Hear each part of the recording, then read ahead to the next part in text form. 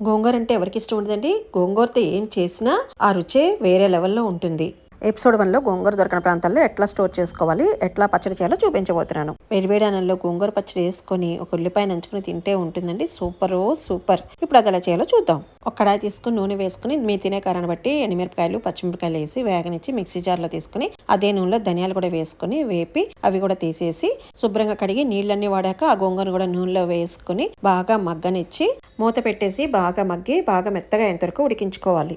ఇది బాగా మగ్గాక stove off చేసి పూర్తిగా చల్లారనిచ్చి మనం ఏదైనా ఎయిర్టైట్ బాక్స్లో కానీ జిప్లాక్ కవర్లో కానీ ప్యాక్ చేసేసుకుని ఫ్రీజర్లో పెట్టుకుంటే మీకు ఎప్పుడు కావాలంటే అప్పుడు పప్పులో కానీ కూరల్లో కానీ చట్నీలో కానీ వేసుకోవచ్చు.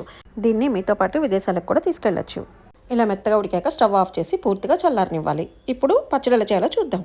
మనం వేపి పెట్టుకున్న వాటితో పాటు కొంచెం జీలకర్ర, రుచికి సరిపడిన ఉప్పు, వెల్లుల్లి రెబ్బలు వేసి మెత్తగా పౌడర్ చేసుకోవాలి. ఇలా మెత్తగా నలిగాక మనం చల్లార పెట్టుకున్న గోంగూరను కూడా వేసుకొని కొంచెం రుచికి సరిపడా చింతపండు పులుపు బట్టి అండి, ఎక్కువ వేసుకోకూడదు. ఉడికించిన చింతపండు కొంచెం వేసుకుని మెత్తగా పేస్ట్ చేసుకుని తాలింపు వేసుకోవాలి. తాలింపుకి నూనె వేసి నూనె కాక వెల్లుల్లిపాయలు, శనగపప్పు, మినప్పప్పు, ఆవాలు వేసి కొంచెం బాగా వేగనిచ్చి ఎండుమిరపకాయ, కరివేపాకు వేసి ఇవి బాగా వేగాక కావాలంటే మీరు ఇంగువ వేసుకోవచ్చు అండి. నేను వేయలేదు.